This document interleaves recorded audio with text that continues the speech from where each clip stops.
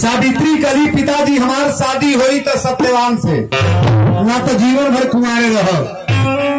सावित्री के पिता कहने बेटी पतरा लेके गए हैं बाबा लोग कहने कि तोर पति मर जाई, साल भर के बाद विधवा हो जाई बेटी। सावित्री कली कान खोल के सुन ला, हमारी हाथ में 2 महीना चूड़ी रही तब वो हमारा संतोष बा, लीलार पर बिंदी 2 महीना के बाद हट जाई तब वो संतोष बा। लेकिन प्रेम एक होला, प्यार एक होला, सिन्होरा एक है, ईमान एक है। नारी के जब 1000 संबंध होला तो नारी विधवा होती है। कहना ना बनबू कोली ना बिया होई। अब का कहले जाके बरच्छा तिलक दे देले। अब बरच्छा तिलक के बाद बिया है के गीत बरियारे गाले जा। अरे कौने नगर के सिंदूरिया सिंदूर बेचे अभेले हमार लय रहल। अब रोरे लय लगाओ तनी। अरे माई हो कवानी ना घर के दुलारी धिया सिनुरा बेसा हेली है। माई हो कवा कस का बोलिए। माई हो कवानी ना घर के दुलारी धिया सिनुरा बेसाहेली है।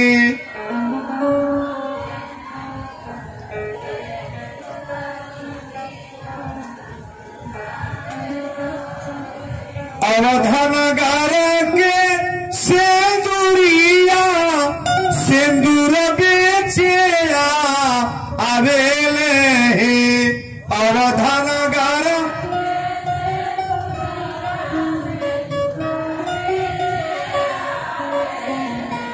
अरे माई हो मिथिलाना घर के दुलारी बेटी सिनुरा बेसा हेली है।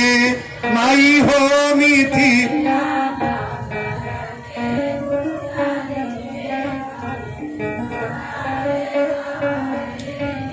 कह कह सेनुरा के मोलता सेनुरा खरीद भी हे।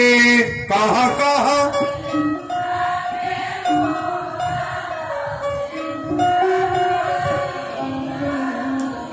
सिंदूर कोने मंगिया होई बचा टकारत बेटी बियाहल जई है।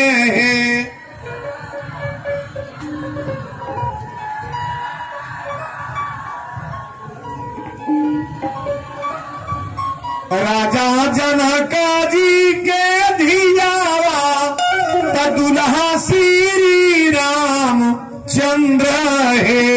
राजा जनक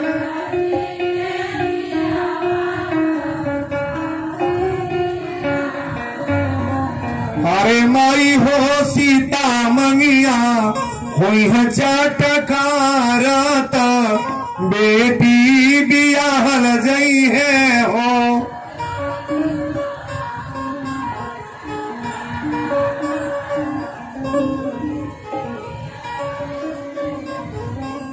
बोल दी सच्चे दरबार की।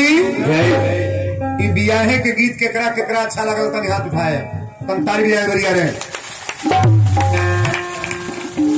प्रेम से खाली कथा सुनने के प्रयास करम की बाबा कहा बोल गई। सती सावित्री के बरच्छा गए तिलक गई। अब बारात लेके जब अले तो सती सावित्री के नैहर से विदाई भई। नैहर से विदाई भई और नैहर से विदाई भई जब सावित्री ससुराल में गई तो माटी के देवाल है। पहले माटी के देवाल के घर रहत रहे। माटी के देवाल है अब मड़ई छावल है। सावित्री 365 गो रेखा खींचलस। साल भर में को दिन होला 365 दिन। गौर से सुनिएगा 365 गो रेखा देवाल पर खींचलस और वही देवाल के बगल में सिन्होरा धर दिलस। सिन्होरा धैला के बाद डबल बतिहर डाल के तिल के तेल डाल के रोज बतिहर जला के आई सिन्होरा के रोज पूजा करे। सत्यवान कहे कि रोज पूजा ही केकर करेलू, न कोनो देवी के जगह मान कोनो स्थान न कोनो देवता के। आई माटी के देवाल है रेखा खींच के जो पूजा केकर करेले। सावित्री कली अपना पति के पूजा करी ले, अर्धांगिनी के नियम है। सत्यवान बूझना कहले कि पूजा काहे ये तरह करेली। धीरे धीरे दिन बीतत जाता है, एगो दिन बीते एक रेखा काट दे, 2 दिन बीतल 2 रेखा, धीरे धीरे सजी रेखा कटत गई। 5 गो दिन सत्यवान के ओरी जियत रहल। को दिन जियत बा? 5 दिन। अब 5वां दिने नारद जी धर्मराज के दरबार में पहुंच गए। बोलो धर्मराज जी महाराज की। नारद जब गईले तो धर्मराज कहे कि नारद कौना और से।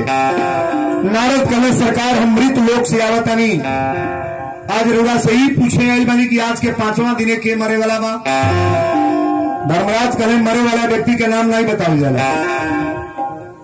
हमनी के कौने दिन के मुए बा क्यों जाना था। हफ्ता में को दिन होला? 7 गो। अवार सजी पर लिखल बा, शनिवार, रविवार, सोमवार, मंगलवार, बुधवार, बृहस्पतिवार, शुक्रवार और फिर आगल शनिवार। वार लिखा गया है ना। बहुत लोग कहला है दिन निमन है दिन बाउर है, जहिया मुल जाई तहिया बौरे दिन मुल जाई चाहो आखिर निमने दिन है। बहुत लोग कहला आज बाउर दिन आज कथा में ना जाए, मंदिर पर ना जाए।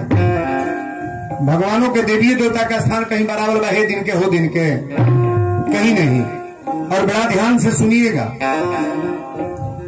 सावित्री अब ये जो कथा धीरे धीरे वो जगह पर आ गई। 5 गो दिन और जिए के बाद सत्यवान के। और धर्मराज के दरबार में जब नारद जी गए तो धर्मराज कहे नारद कौना जगह से। नारद जी कहे पहले ही बताई कि आज के 5वां दिने कौन लड़की विधवा हुई, कोने के मांग के सिंदूर हटे वाला बा। धर्मराज कहे हम ना बताए। नारद कहे निवेदन हमारा बा बतावा कि के मरे वाला बा। धर्मराज कहे नारद अगर हमसे पूछा था तो आज के 5वां दिने सती सावित्री के मांग उदास हो गई, हाथ के चूड़ी फोड़ गई, एक रिंगार पर बिंदी ना रही। 5वां दिने का पति के मृत्यु बा। नारद हंसे लगले कहे धर्मराज कहे नारद तू हंसत कहे दर। नारद कहे हंसत नहीं एकरी मारे तू सती सावित्री के पति के प्राण ले लेगा। पतिव्रता नारी, मृत लोक में अगर नारी है तो सती सावित्री पतिव्रता नारी है, चरित्रवान नारी है, आदर्श नारी है। बिना पति के पूजा कैले, बिना अनुष्ठान कैले कबो भोजन मुंह में ना डाले पति के प्राण ले लेगा। धर्मराज कहे नारद उल्टा मत बोलो, समय के पहले समय के बाद किसी को छोड़ा नहीं मैंने। 5वां दिने मरी है। नारद कहले आज हम वादा करके जाता नहीं, 5वां दिने अगर कोई पति के मृत्यु हो जाई तो तारा दरबार में आई गल छोड़ दो।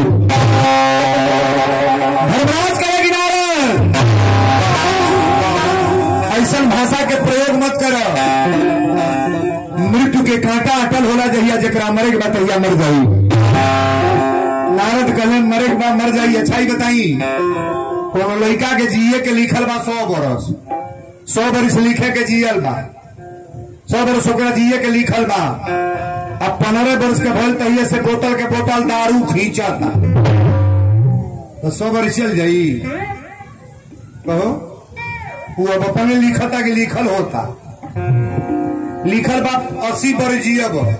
अब मोटरसाइकिल ससुरारी पौना ले जाकर टरके में पेश ही देना पड़ता तो लिखल रहा। बढ़िया कर्म करने से अर्जुआई घटता बढ़ता है कि नहीं। बाबा लिखे हैं कि कर्म प्रधान विश्व कर आखा और जो जस करही सो तस फल। लेकिन ये भी चौपाई है कि होई है न वही जो राम रची। पहले कर्म को पकड़ो, कर्म को पकड़ने का प्रयास करो। बढ़िया कर्म करने वाली नारी, सुंदर विचार से रहने वाली नारी अपने जीवन में विधवा तो कतई नहीं होगी। आप औरत के मरने के बाद, अच्छा बताइए पहले पति मर जाए ये बढ़िया है कि औरत मरे वो बढ़िया है? पति के कान पर औरत की लाश जाए वो अच्छा है, कि औरत के सामने उसका सिंहरा फेंका जाए वो अच्छा है? सबको मनाना चाहिए कि ठाकुर जी हमारे मरने के बाद मेरे पति का कोई कष्ट हो। कोई महिला नहीं चाहेगी कि मेरे हस्बैंड का कभी मृत्यु हो, लेकिन कथा को बड़ा बारीकी से समझने का प्रयास करना। धर्मराज कहे कि नारद 5वां दिन तू पता ले ली है। धीरे धीरे बीतत जाता दिन, जहिया मरे के बाद सत्यवान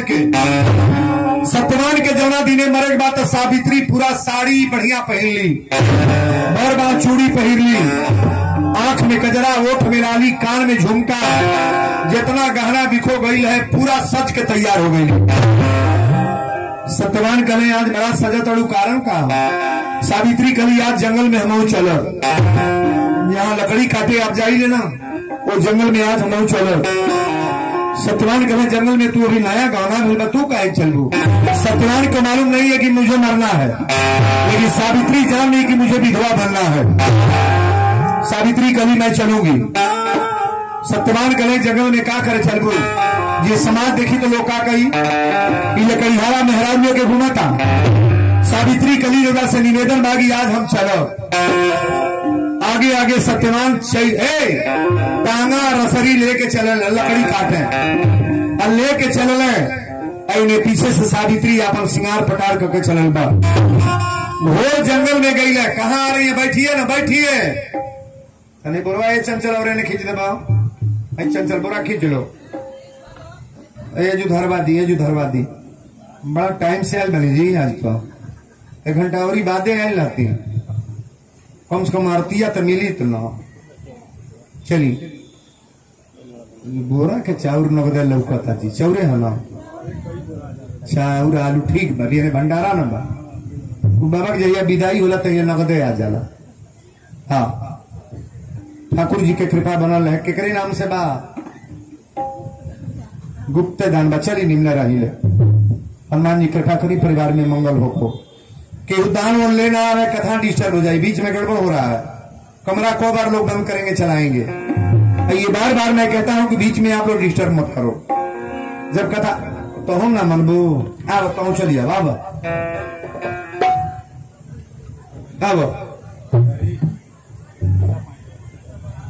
कौने गांव से तू बाड़ू? पकड़ा ना, ठीक बा, निम्न रहल हो। साड़ी कपड़ा ले बड़ी, चावल आटा ही हो। पगड़ा तो आधा गांव में आ गया है, पगड़े जग चला रहा है। आज बड़ी दूर दूर की महिला। अरे महाराज उस कथा में आज ये 4 व्हीलर कम से कम 34-35 गाड़ियां आई थी। तमकुही राज, तमकुही रोड, फाजिल नगर, जहां हमारी कथा दोपहर में हो रही है। और इतनी भीड़, बाप रे बाप, अपने जीवन में दोपहर में वो घाम के महीना में, ये धूप की गर्मी में इतनी भीड़, मेरा दिमाग कैसा हो गया कि बाप रे बाप भीड़ कैसे आ रही है। आज दूसरे दिन की कथा रही है, अभी 5 दिन प्रवचन वहां है। जौरा बाजार, मीन बाजार में कथा हो रही है, राम जानकी मंदिर दरबार में। बोलो सच्चे दरबार की। ये जगह पर कथा आई बा। सावित्री कली आज जंगल में हम चलो। सत्यवान कहे जंगल में तू का करे चलू, कली नहीं आज हम चलो। लेकिन सावित्री के मन थोड़ा मध्यम रहा। अगर पति घर में आवत औरत अगर बिहबल बा, खुश बात जान ला, घर में कोनो बात के कमी ना बा। औरत के मन अगर बड़ा मध्यम बा, घर में ढुकला, कोनो न बोल न चाल, आत्मा में कष्ट होगा कि नहीं? वीरेंद्र बबाई चाहे ले, जो जितना महिला बड़ी सुन ले। पति अपना सुबह आ रहा है 8 बजे 10 बजे कोई काम करके ना, तब तुरंत महिलाओं को पूछना चाहिए कि चलिए मंजन करिए, पानी चलाओ, तनी नहा ली, राउर पीठ मोल दी, पहले चाय पी ली। राउर बाप रे बाप ऐसा मुंह लाल हो गल, कहाँ घामे में रहली है। तो कैसनो मर्द बात जरूर कही कि हाँ तो मेहरारू हमार जंग ले।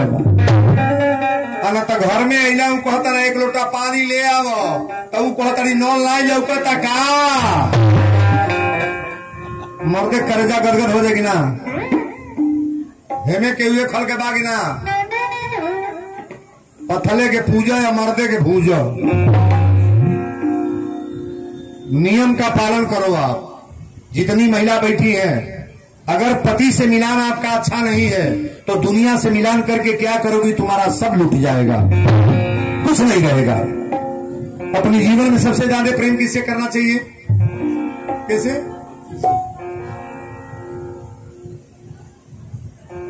अरे बड़ी बड़ी लीला बा। अब एक जने बोल लिया नैहर में माई भौजाई से, माई भौजाई तो जौन आरती उतारे तारी गैले पर बुझाता, गैली टनकल टनकले बिहार में जा तनी कोई पूछत नहीं का। नैहर का जमाना गया है, इनमें कितनी महिला बैठी है कि साल साल भर बीत जाता, कौन नैहर झांके ना जाती है। भाई के गर्ज होकर तो न राखी बनवावे आवे, का जाए भौजाई एको पैसा देवे ना करी, कुछ बुझबे ना करी, बतिये में कटा ले जाता। पहले सौर लिपत रही है ननद, पहले लिपात रहा सौर ननद से, और ननद से सौर नहीं लिपाता, अपने बहिन के बुला के सौर लिपवाव ताड़ी। पैकौली के बात नहीं, हम अपने यहाँ के कहता हूँ। पैकौली के लोग तो बुझते है, जितना घुघुट वाला बैठल वाला हो दिल सब बुझता। अगर आप गलत काम करोगी तो तुम्हारे साथ गलत ही होगा। सुंदर काम करने वाले का कभी गलत नहीं होता है। अरे आदर से बोलने में कहा कि बीवी खाना खा लीजिए, चाय पी लीजिए, आई बनी तो 4 दिन रही, एगो लुगा देने में का लगा था, उतने में ननद गदगद रही। अब तो हमारा बुझाता है के बाद अब कौनो भौजाई ये तरह की कहत की ए दीदी आई बनी तो 5 दिन रही, तन कपड़ा पर तेल धरी, तनी आदर करी, सम्मान करी, वो ऐसा कर तरी कि 2 दिन में फूसर फासर होकर लगता भाग गई।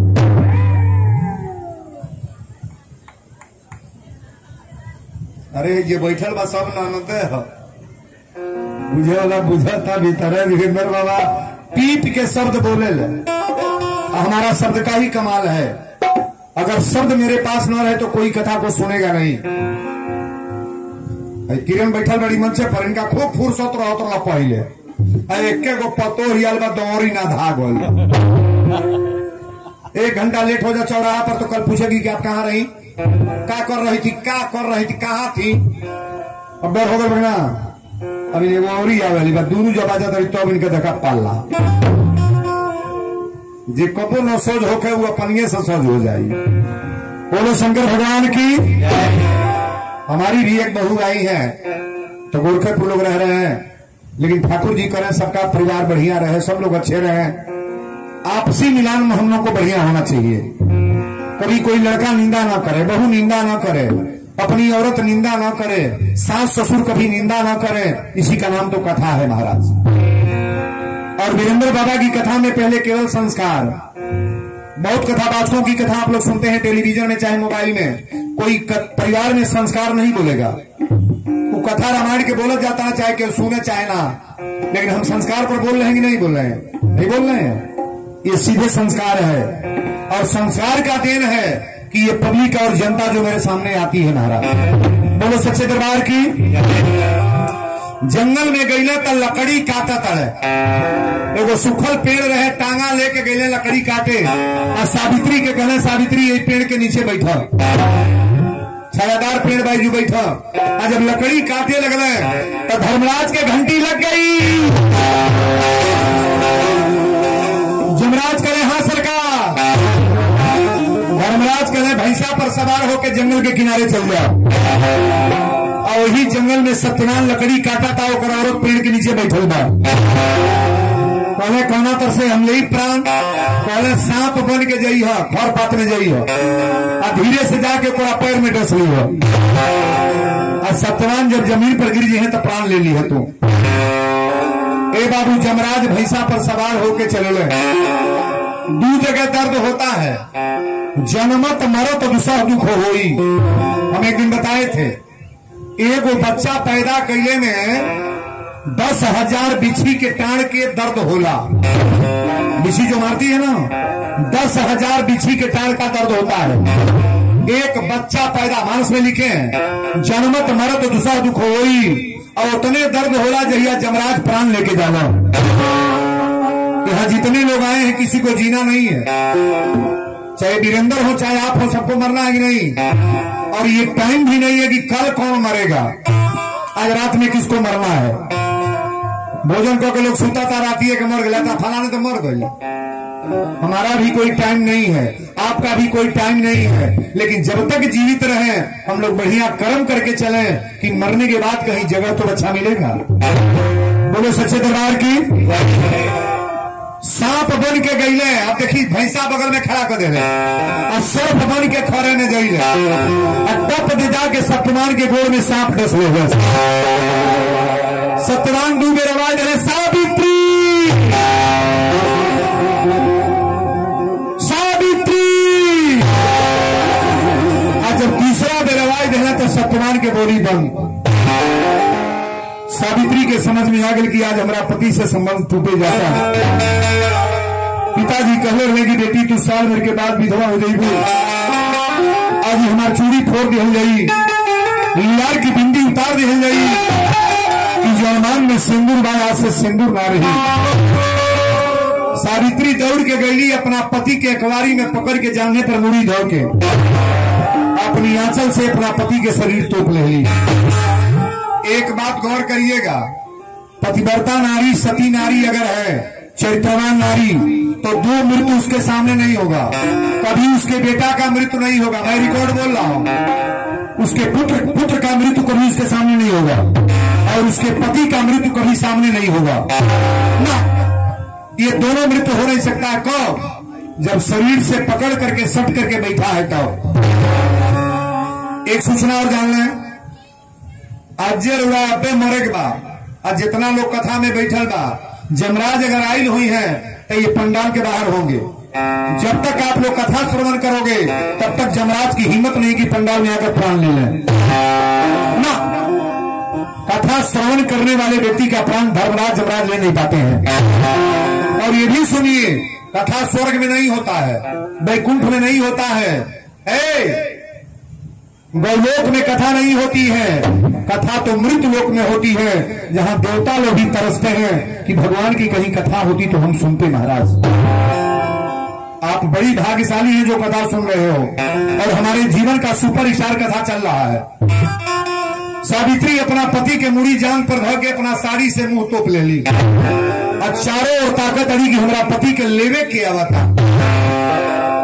जमराज भैंसा पर सवार होके आगे खड़ा हुए हैं। जमराज कहे बेटी सावित्री, कभी हाँ महाराज, कहने अपने पति का चिंता छोड़ दो, तुम्हारे पति का मृत्यु हो गया, तुम्हारा पति मर गया।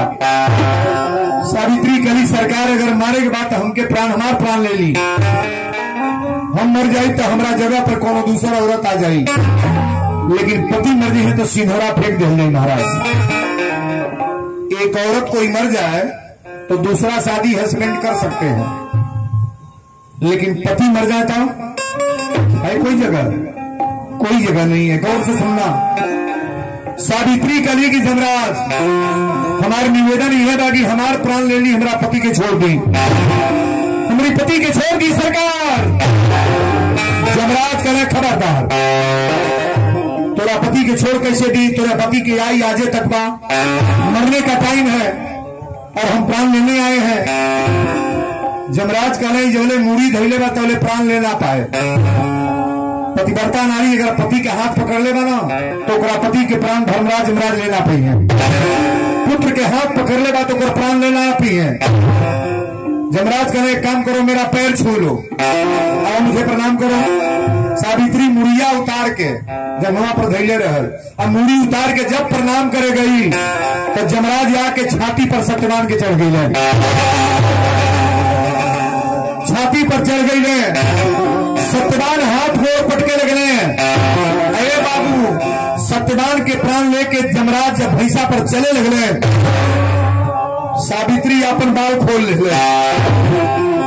साड़ी के जोड़ा तरीका से नहीं बांधे के सावित्री बांध ले।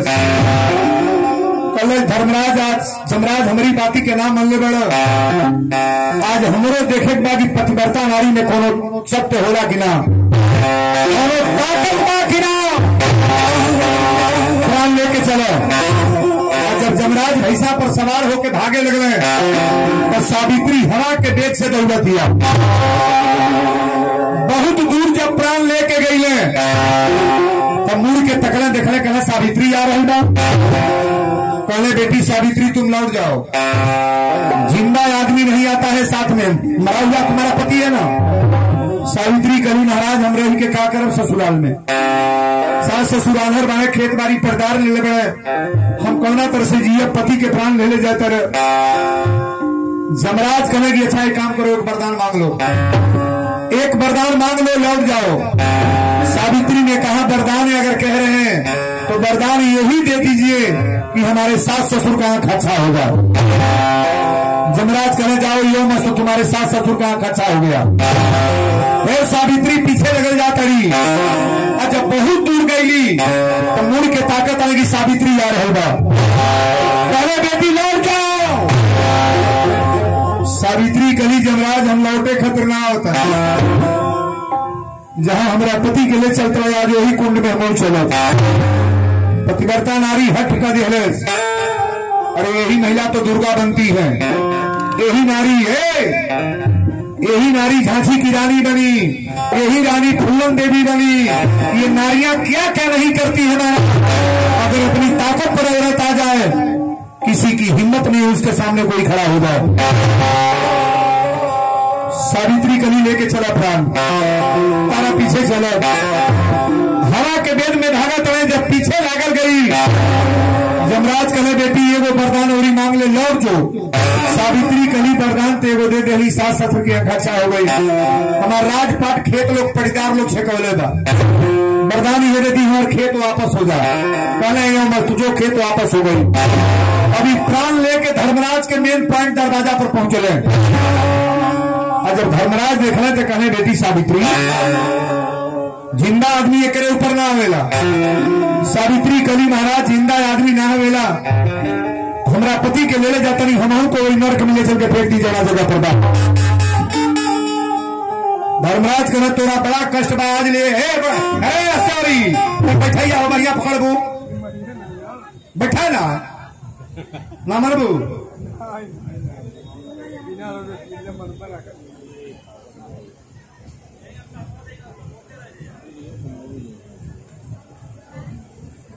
कहल नहीं माने ले, कहल नहीं माने बू, गोड़वा उतर तो ना लग ले बू। 20 मिनट खैलू कथा के, चल चल इन लड़ो, सबके मौत होता का जन कहिया ले जिए तरे।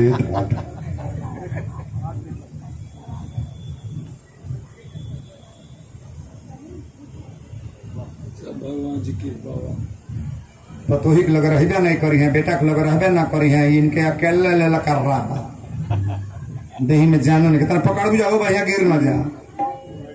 पकड़ लोगों देखा को घंटा खैली,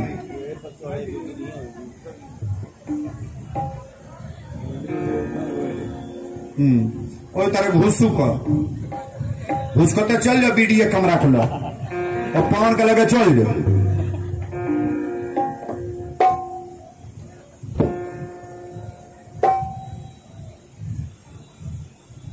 मेन कथा जब जमेला तबे ही चढ़ेल, हाँ तबे नीक लागला। एक बेरेवरी एगो बैठ गली हो, बैठ गल बढ़िया कह दो जो सूत है, कहाँ बोल कर लिया कथो भुला गए, कहाँ चलत रहा। हाँ धर्मराज के गेट पर सावित्री पहुंचल बा। हम निवेदन करेंगे कोई मंच पर नहीं आएगा, हाथ जोड़ करके मेरा प्रार्थना है, कथा तो चलने दो भाई, कथा बिगड़ जाएगी बीच में, आप लोग सारा व्यवस्था फेल हो जाएगा। और ये सिंदूर के लिए मैं बुलाया हूं कि नारी कभी जीवन में विधवा नहीं होगी। 4 गो दवा आज देना है, इस मंच से 4 दवा हम देंगे, और दवा कैप्सूल टैबलेट अच्छे सिरिंज नहीं है, केवल पूजा बताएंगे, नारियां कभी विधवा नहीं होंगी। बड़ी भाव से इस कथा को सुनना है। सावित्री नीचे खड़ा बड़ी, धर्मराज कहे बेटी लौट जो जिंदा आदमी ना आवे। सावित्री कली महाराज जाके हम का कर, सास ससुर आनहर बने, एगो पति रहलन उनका सहारा लेके जाता नहीं, अब रह के का कर। धर्मराज कहे तोरा बड़ा कष्ट बा, एगो वरदान हमसे मांग ले, एक वरदान हमसे मांग ले। सावित्री कली महाराज वरदान हमके ये दे दी, आखिर हमरा पति के ले जाता नहीं, हमारी आगे पीछे केहू रहे वाला ना बा, हमके वरदान ये दे दी, हमरा गोद में एगो बेटा हो जा। धर्मराज ने आगे तकले न पीछे टप दे कहले पास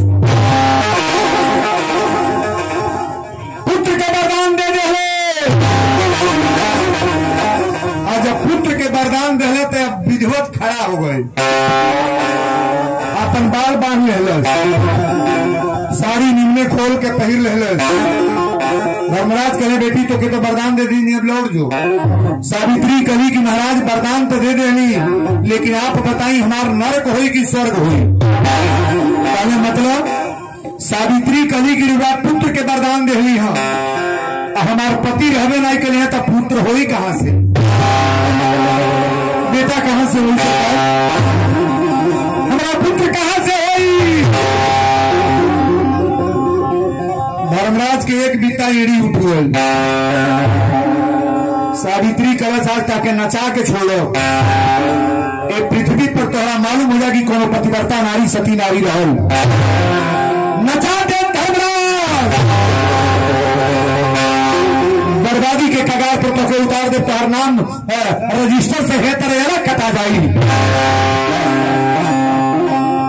धर्मराज कहे बेटी ये वो काम करो, वरदान तो दे दे बनिए कि तोर गोड़ पकड़ तनी लौट के चल जाओ, पति के प्राण न ले।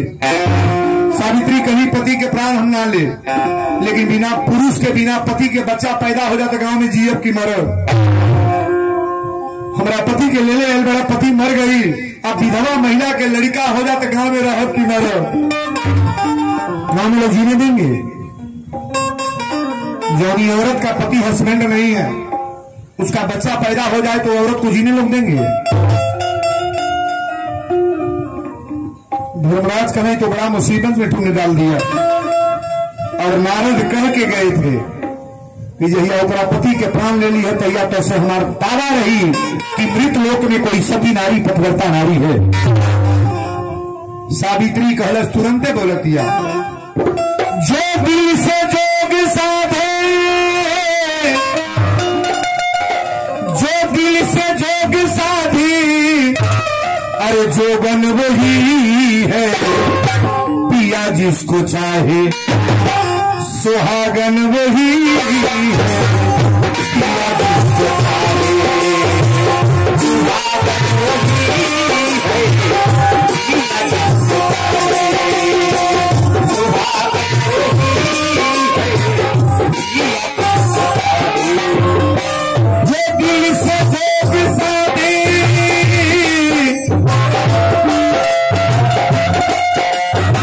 जो दिल से जोग साधी, अरे जोगन वही है, पिया जिसको चाहे सुहागन वही है, पिया जिसको चाहे सुहागन वही है, पिया जिसको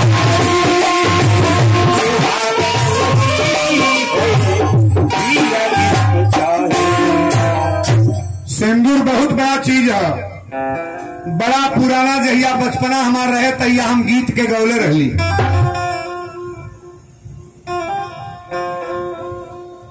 हम बिकाई ले बजरिया में बाजार हमरा से, हम हई सिंदूरवा जन्मेला संसार हमरा से। एक लाइन आपको सुना दें, मांग में सिंदूर है तो नारियों का सारा संपत्ति है, और जिस औरत के महिला के मांग में सिंदूर नहीं उनसे पूछना, नैहर ससुरा सारा रुपया उनका हाथ में बा, लेकिन उसके हाथ में ऐसा लगता होगा कि मेरे जमीन पर कुछ भी नहीं है। निवेदन करेंगे, हे दुर्गा माई तारा सामने कथा बा, हनुमान जी तोहरी सामने कथा ना। जो महिलाएं जितनी सिंदूर वाली बहनें हैं, उनके मांग का सिंदूर उनके जीवन में न कटे, इनके मरने के बाद पति का कोई रोग बीमारी हो। ताली बराबर याद है, बड़ी अच्छी कथा है। धर्मराज सावित्री के गोड़वा पकड़ ले, सावित्री के गोड़ पकड़ के कहेगी बेटी आज ले किसी का पैर मैंने नहीं पकड़ा, लेकिन तुम्हारा मैं पैर पकड़ रहा हूं, ईमानदारी के साथ अपनी पति का व्यवस्था छोड़कर चली जाओ। सावित्री कले तब वरदान देले बड़ा तो वरदान पूरा होगी कि ना? पहले पूरा होगा। सावित्री कलश तो पूरा कैसे हुई? बिना पति के कहीं बच्चा हो सकेला? वही धर्मराज यही तरह कांपे लगले, कहे आज तक मरल आदमी को जिंदा धरती पर ना भूल। अगर सत्यवान जिंदा हो जाएगा तो जमराज का नाम मिट जाएगा कि नहीं? नहीं मिटेगा। धर्मराज का नाम मिट जाएगा। और सत्यनारायण अगर जिंदा नहीं हुए, विधवा नारी के बच्चा पैदा हो जाए तो करना नाम मिट्टी में मिल जाएगा कि नहीं। कथा बड़ा बढ़िया जगह पर आया है, वीरेंद्र बाबा का बोले बड़े हम बिकाईले बजरिया में, अरे बाजार हमरा से, हम हई सिंदूरवा जन्मिला संसार हमरा से, सिंदूरवा